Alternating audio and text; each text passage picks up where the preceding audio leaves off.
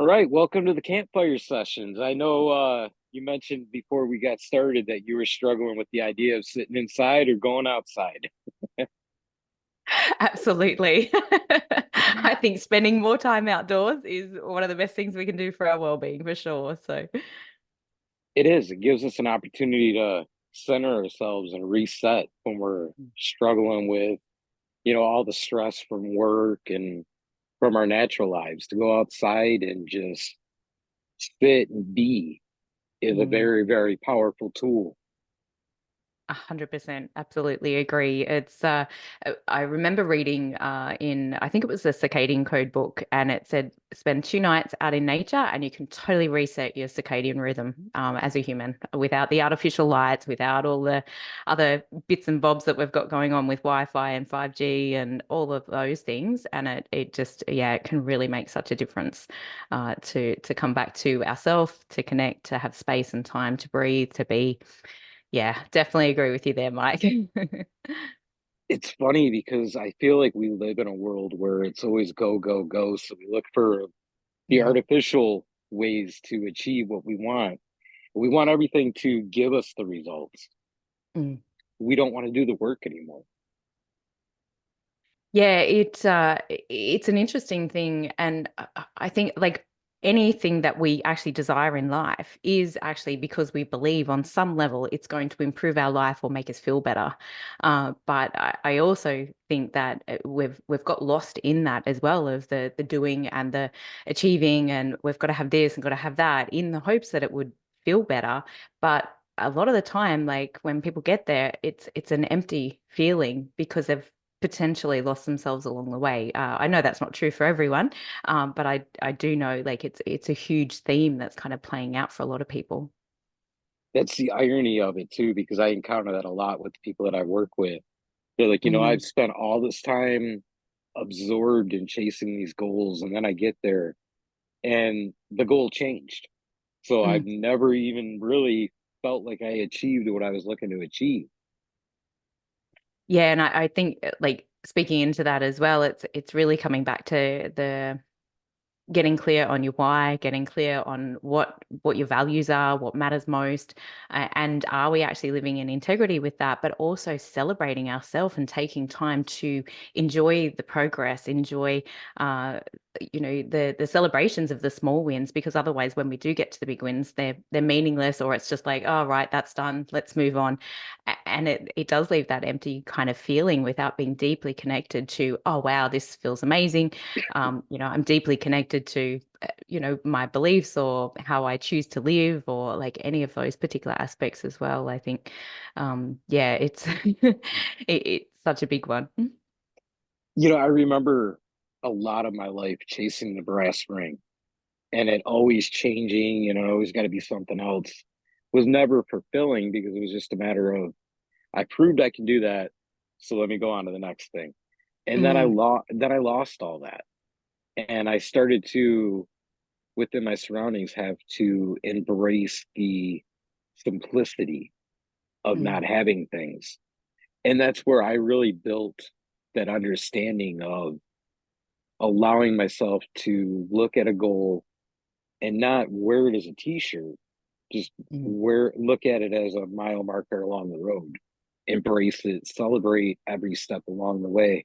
I'm curious as to how you developed that frame of mind. What experiences led you to that same understanding?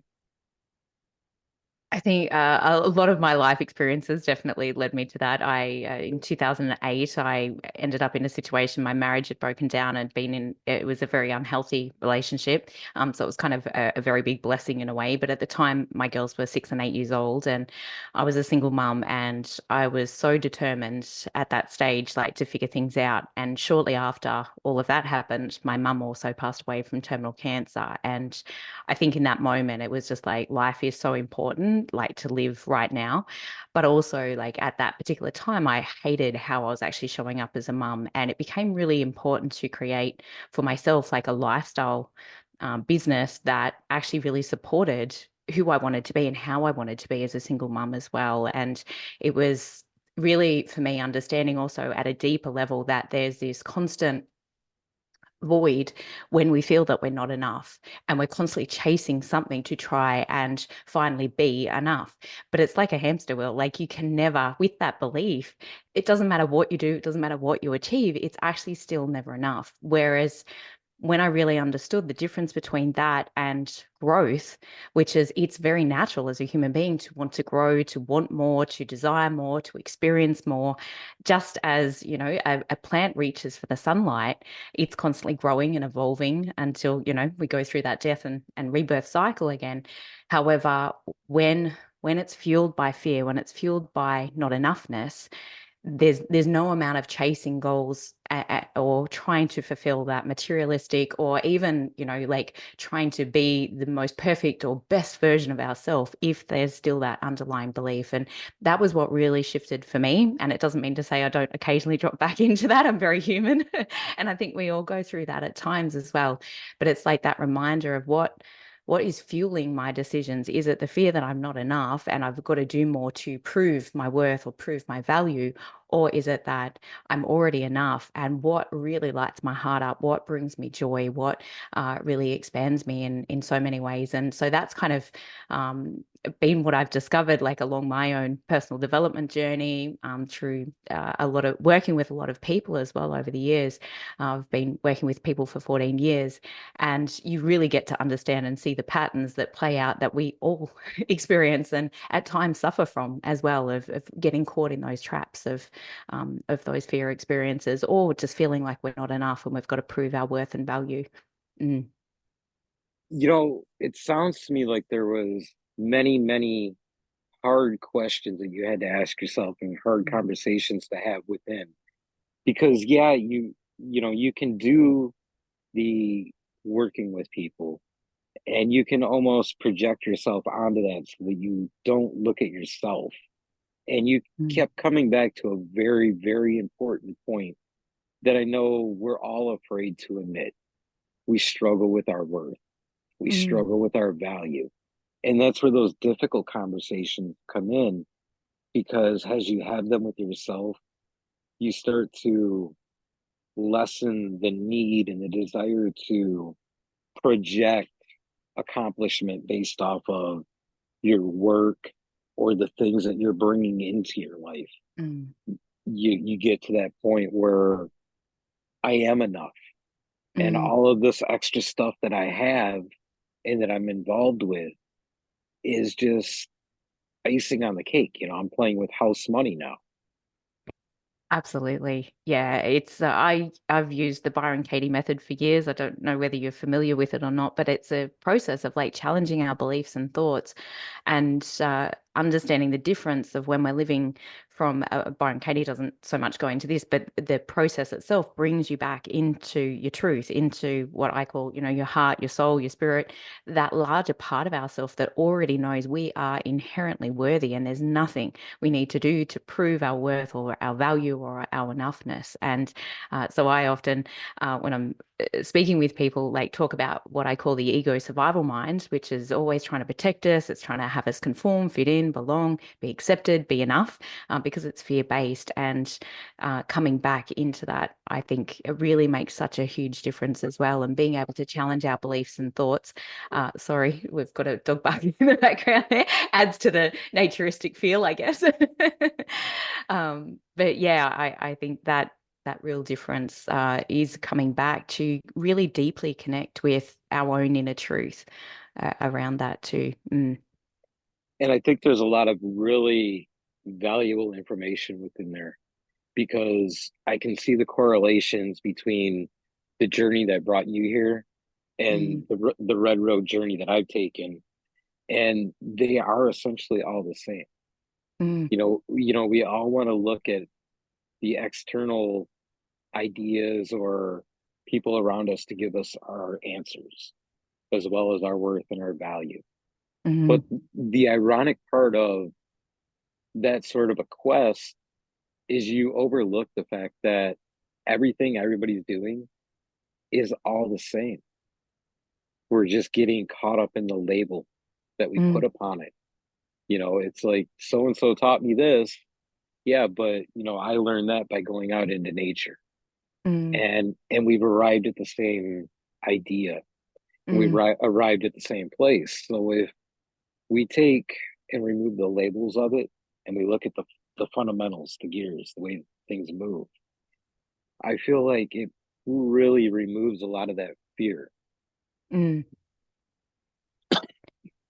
Totally. I think trusting in your own process is so important. And one of the things that you mentioned, like, we are literally trained or socialized to look for that validation and approval in others. That was certainly my discovery anyway. And it leaves us on such unstable and rocky ground because we're constantly abandoning ourselves or our own ideas or what we desire in order to try and please another. And as I'm sure many people know, it doesn't always work out so well. And we don't always get that validation or appreciation depending on where that person's at or how they're feeling on that particular day. And I remember having that major epiphany. I was 32 at the time and just went, oh my God, I have no clue what self-love is. I have no idea how to do it. I don't even know where to start. And that was like such a major realization. And it was learning the difference between that external validation and internal validation, or learning how to actually really like, love, and appreciate ourselves. And the more I did that, the more I felt like a calmness within myself. I showed up as a better version of myself. Like there was just so many ripple effects from that. But I love what you also speak into, Mike, of, we all find our own path and there's no one right path at all.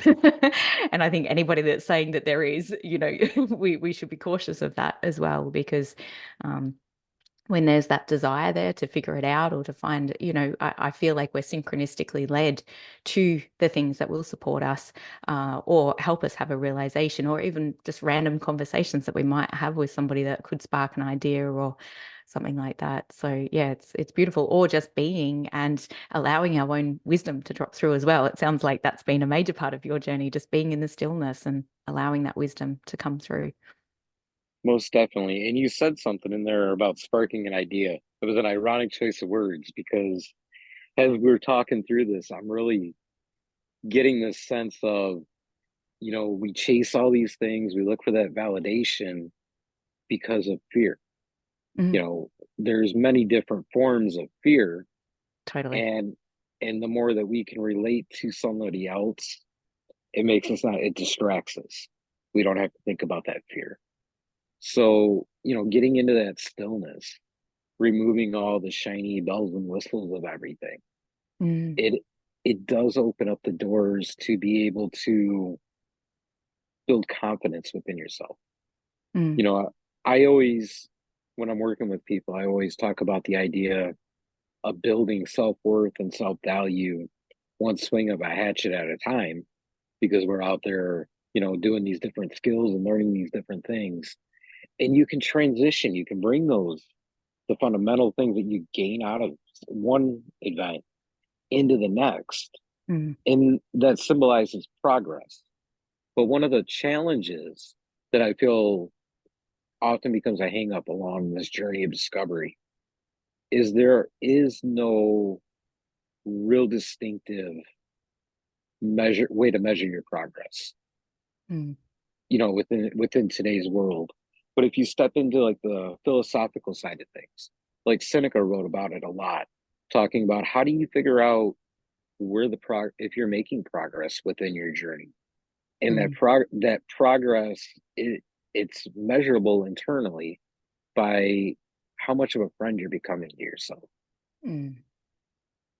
I really love that. It's and I think that's the it's such a pivotal part of being human as well, because when we can become a really good friend to ourselves, like we can give that to others as well. The most amount of compassion that we have for ourselves is literally what we will have for other people as well. And I've seen that again and again. Whatever I judge heavily within myself is what I will be triggered by in others. And the more that we can drop into that pathway of, yeah, befriending ourselves and coming back to that in whatever way, that shape or form that needs to be, I think that is such a gift to be able to give to others, because the more comfortable Certainly, I've definitely experienced that. The more comfortable I've become with all the different shades and flavors of me and my personality, and that might be deemed as good or bad by, characteristics if that was judged. However, it's really understanding, I think, the deepest purpose of all of those parts, and even anger is a very protective energy. Where we might label that as a negative energy or a wrong energy, or an energy we don't want to be in or we don't want to experience from somebody else. But when we can actually see underneath what's actually going on or the cause for it, it's something to pay attention to, and it's actually calling us back to ourselves as well. And I think that's a really beautiful thing, that the more we sit with, the more comfortable we become with others in their emotion or their experience or their so-called negative states as well. Yeah, you hit the nail right on the head. When we look at somebody else, we're projecting ourselves Mm, onto it. And this is where the power of observation mm, builds upon the practice of stillness and meditation. Because if you think about when you go to a river and you look down, the reflection that you see is the one looking back at you. mm, You're projecting yourself into the water, and that's what you're seeing reflected. When we have when we encounter somebody that we don't like, or feelings or behaviors of theirs that we don't like, it's because we're seeing ourselves in play. We're mm, seeing a quality of ourselves that we don't like. So instead of pointing a finger at somebody and just distinctly, I don't like this person, I don't like that behavior, that's mm. where the observation, and it goes back to the river, comes in, because Yeah. it gives you the opportunity to begin to work on that side of yourself that you've Mm, just been exposed to that you don't like. mm. And I think it is one of the harder things to do from our ego perspective, because we generally want to be seen as a good person and a loving human being and all of those parts. So it can be really challenging. And that's also why I've loved that process that I spoke about, the Byron Katie process, because she has a turnaround statement in questioning their thoughts. So it's like, maybe it might be like, they shouldn't be rude or they shouldn't be negative. And then the turnaround is, I shouldn't be rude or I shouldn't be negative. And maybe, we're not necessarily like that often, but we might be with that. They shouldn't be negative. Now I'm being negative about them being negative. So it's like, it's so fascinating, like just to sit with that and notice those projections. And that's where like so much of my own realizations and observations as well. And I think it is really important when we can sit and observe rather than react. I think that gives us space to really kind of ponder things or contemplate things, or be aware of things as well. Like yeah, it's really powerful from that place.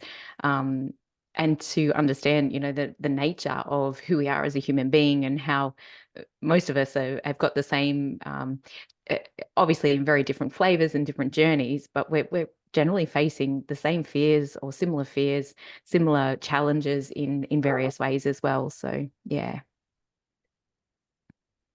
It gets back to the idea that we started with, where we talked about fear. Mm, A lot of us keep it in that negative perspective. But again, there are many different forms of fear.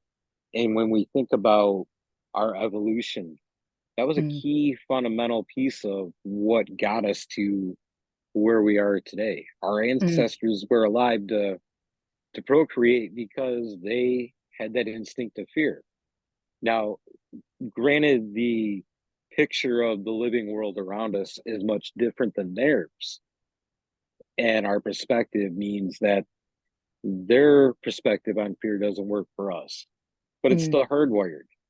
And mm, if we take the time to sit with it and observe how it really plays within the course of our day, you can learn to become a friend with fear, mm, because it's an important feeling. It tells us a lot. It's in fact, it's what sparks our awareness of a situation. mm, But within that process, you start to learn how to tell fear that it's going to take a back seat. mm, You respect the fact that it's there, and you let it come along for the ride, but you strengthen your muscles and your mm, thought processes to the point where Fear doesn't even get to touch the radio along the way.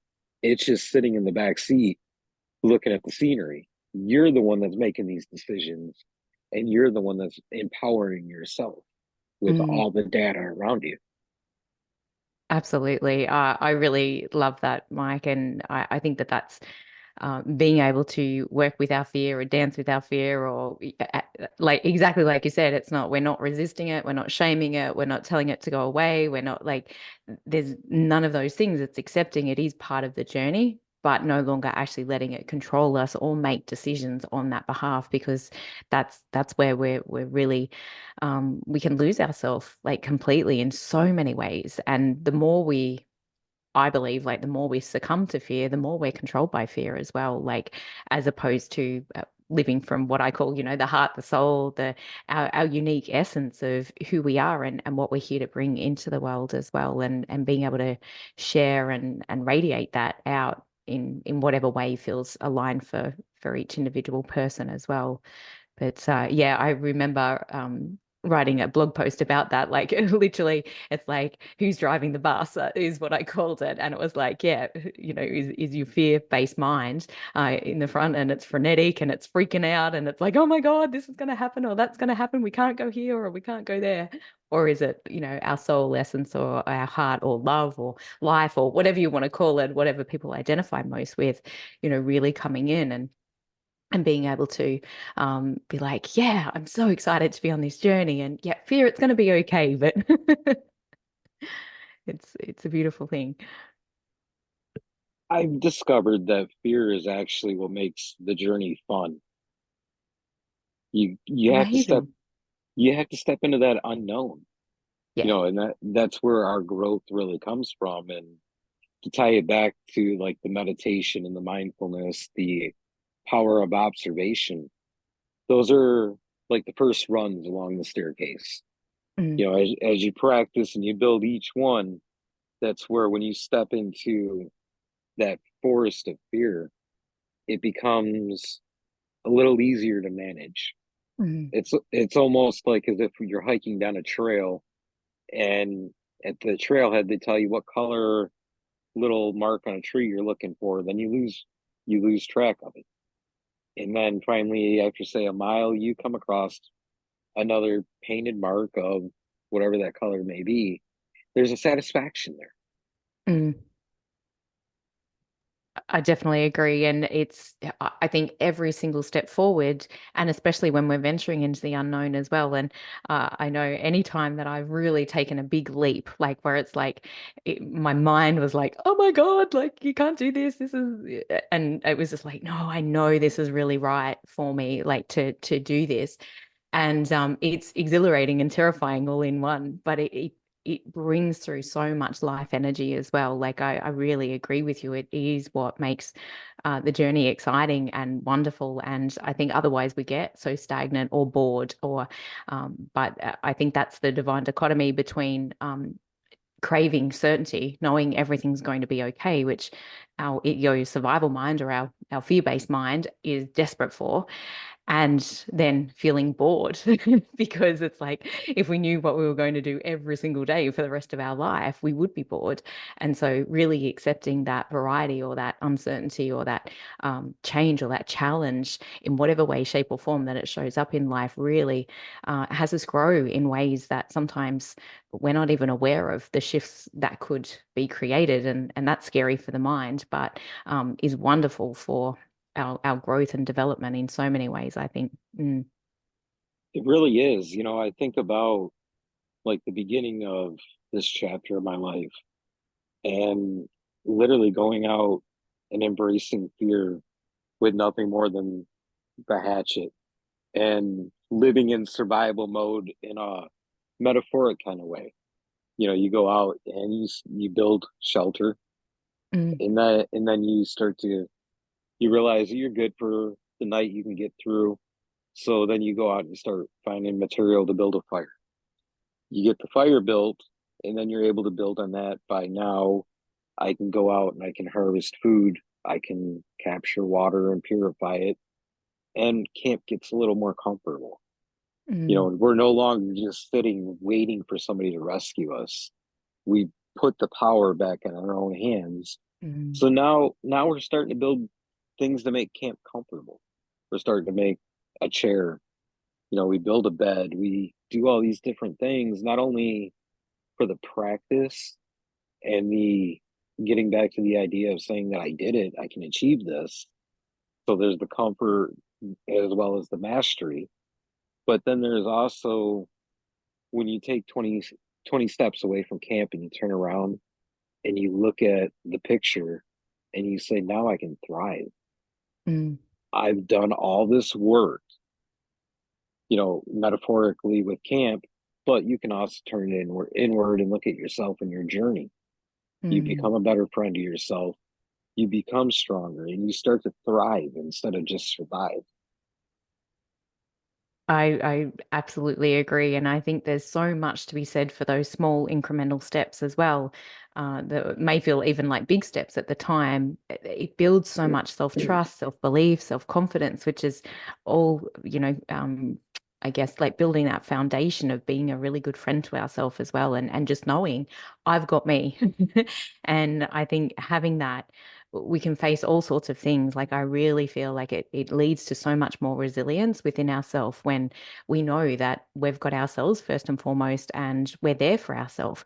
And I feel like it's really hard to experience loneliness from that perspective. I think when we do experience loneliness, often it is an indicator, not necessarily of we haven't got people around us, but we're actually disconnected first and foremost from ourselves and self-belief or capacity or capabilities as well. So I love that as a beautiful metaphor, but also like a great experience as well. And I've been wanting to go and just do some hikes with my partner where, yeah, we're just like pulling up stumps and yeah, create our own camp. And we're very much adventure and nature lovers as well. And I think it's a beautiful thing to be able to see and to be able to witness our spirit and strength coming through in situations like that where yeah we might have those moments of oh my god, I don't know how I'm going to get through this, or I don't know what I'm going to do, and then just slowly by slowly we take those steps to support ourselves. Well, it's those steps and the thrill of the adventure that Mm, I feel really keep the ball rolling. mm, But then there's also the idea of looking into the horizon mm, and setting goals for yourself that you're going to be able to achieve, but at the same time, they're going to challenge you. mm. Definitely. And I feel like even with what you were saying about like building the campfire and all of those pieces as well, like for me personally, like that was my journey as a single mum. When I first became a single mum, I was only earning $300 and it was just like, right, what's the first piece? What do we need to put in place? What's the next piece? The next piece? And there was so much pride really of going, oh my God, I had no idea how I was going to get through that or what I was going to do. And here we are, and I made it through. And both my girls are like 21 and 23 now, but so they're fully grown adults and living their own best lives and everything else. But it's like in those moments where we're not knowing how we're going to move forward. And I think having or creating like a compelling vision or having those dreams or goals of what is that next step rather than just the day-to-day survival, I think is really important, even if we've got ourselves to a place where we now feel safe or we feel like, oh, I can kind of relax or kind of chill or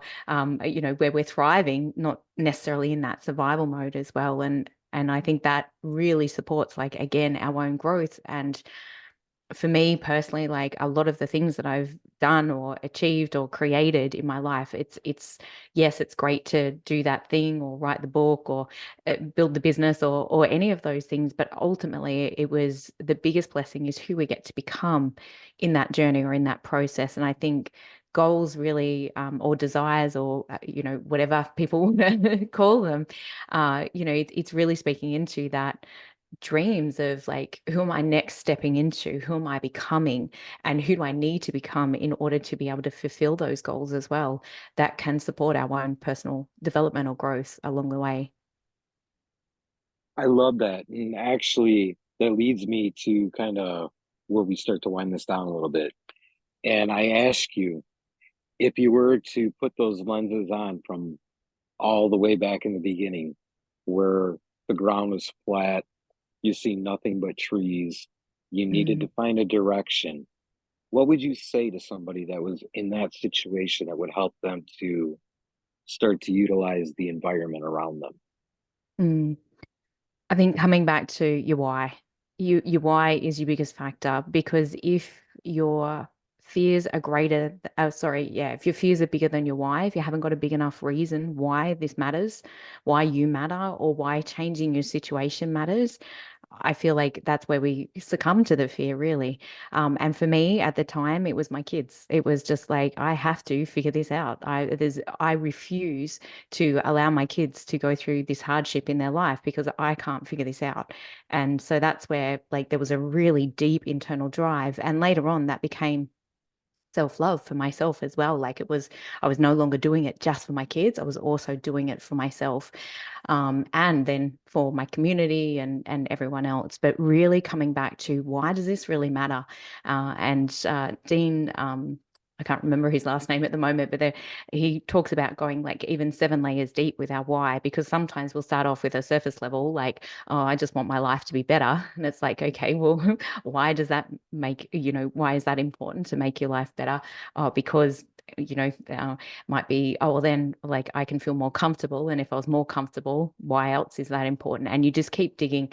And when I do that with myself, I go until I cry. So I just keep going layer after layer after layer until something like hits me in the heart. And I'm like, oh my God, I have to do like, not have to from like a push energy or anything, but it's like there is such a deep internal commitment that it's like, that it is so essential for you to follow through no matter what challenges come up. So I really feel like that it really, really makes a difference. And again, that comes back to having a compelling vision of what do I want in my life? What's important to me? And who do I get to become?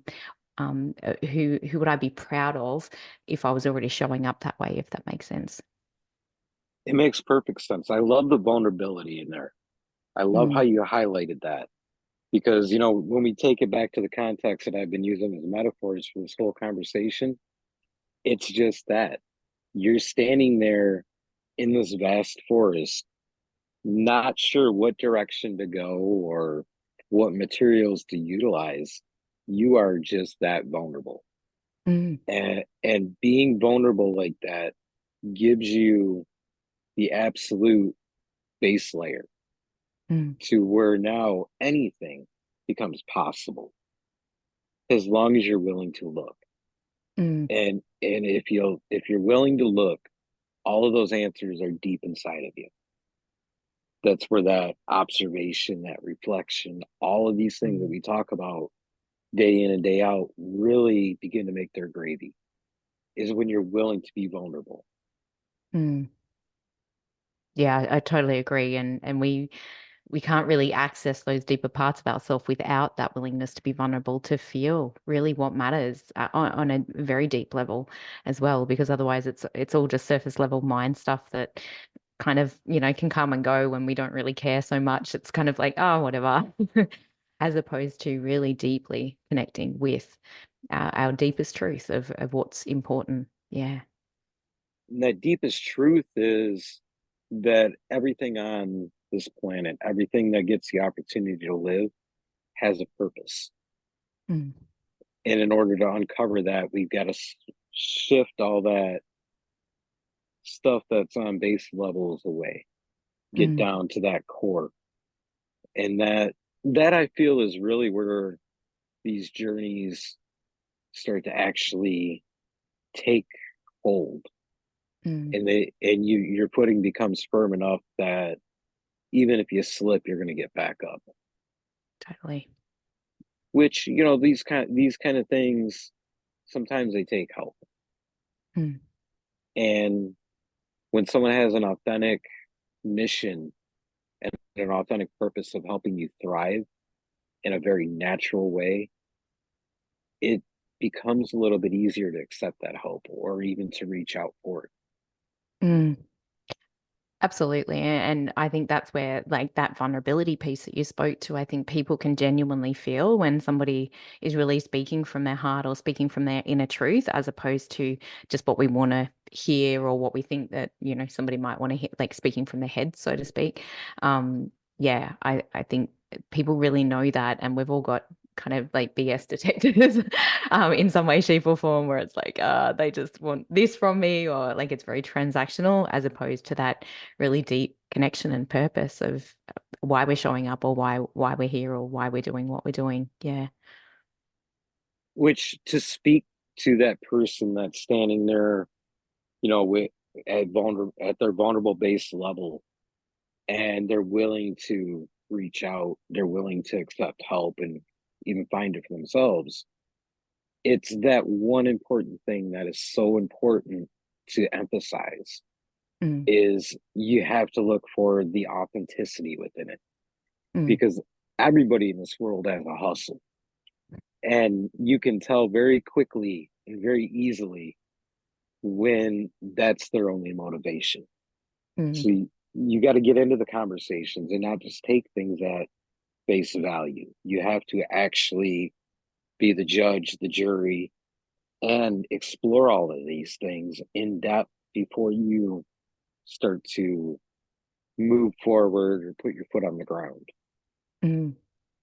Oh, definitely. And I think there's a lot to be said for discernment, and that comes back to knowing ourselves, knowing our values. And that can be tricky too when we're just starting out, because sometimes that is part of the journey, is going down a pathway that doesn't end up being the right one or doesn't feel like a good fit, in order to experience the contrast of, oh, that wasn't good. That actually adds to our ability to be able to discern for future as well, which sometimes can be frustrating in those experiences. But I think all of it adds to our own growth and development and ability to discern. And the more that we're willing to let go of what other people think, or needing to please others, or feeling that we're not enough, or like any of those beliefs that really, I think they impact that ability to actually really be able to deeply feel, is this right for me? Is this person right for me? Or, am I resonating with their philosophy, or even the way that they're living, and the integrity and the authenticity around all of that, I think is really, really important. And I say to every single person that I speak to, like, what is right for you? Like, you need to really listen to that and follow that. And I'll always guide people back to themselves, because I truly believe we all have our own answers. I've got tons of tools and strategies and things like that which can be helpful, but I do believe, exactly like you said, Mike, like we all have our own pathway of coming to our own inner truth. And I think as a human, it's really important to follow that for ourselves as well. Yeah, it's a really big piece. Mm, I think that's one of the things that I really enjoyed about this about this conversation that made it so special is just the authenticity, mm, the direct willingness to help, and the fact that my message correlates with yours in such a way that it it helps people bridge the gap. mm. It's about the authentic mission more than it is anything else. So I'm very grateful that I've had the opportunity to celebrate your journey and your work with you. You have to let people know how they can get in touch with you and continue the celebration. Absolutely. Thank you so much, Mike. And equally, it's been a delightful conversation for me as well. I love that you're out in the outdoors and living from your own authentic mission as well, which is really beautiful. So people can reach me at abundantheartcoaching.com. That's probably the fastest way, or you can find me on Facebook as well. I've got my business page there. And I also do have a link tree, which is just /Sal Holden. And I have a ton of like freebies and resources and downloads and things on there as well, if people are looking for some additional resources to perhaps support them in finding their own inner truth as well. Some of those things go back into just even supporting the physical body, because that was one thing that I definitely noticed, was the more tired we become, the louder this gets, and it's harder to listen to this. So the more physically fatigued and exhausted we are, the harder it is to access our own wisdom and truth. So sometimes just taking care of our body, like hanging out in nature for for a weekend, can be really good soul medicine as well, I believe. I hope you have an amazing trip and journey for your next adventure. I don't believe in the words goodbye because they're just too final and all that good stuff. So until we meet again, whether it's in this lifetime or the next, I wish you a safe and prosperous journey. Wonderful. Thank you so much, Mike, and a big ditto to that for you as well. It's really been great being on here. Thank you.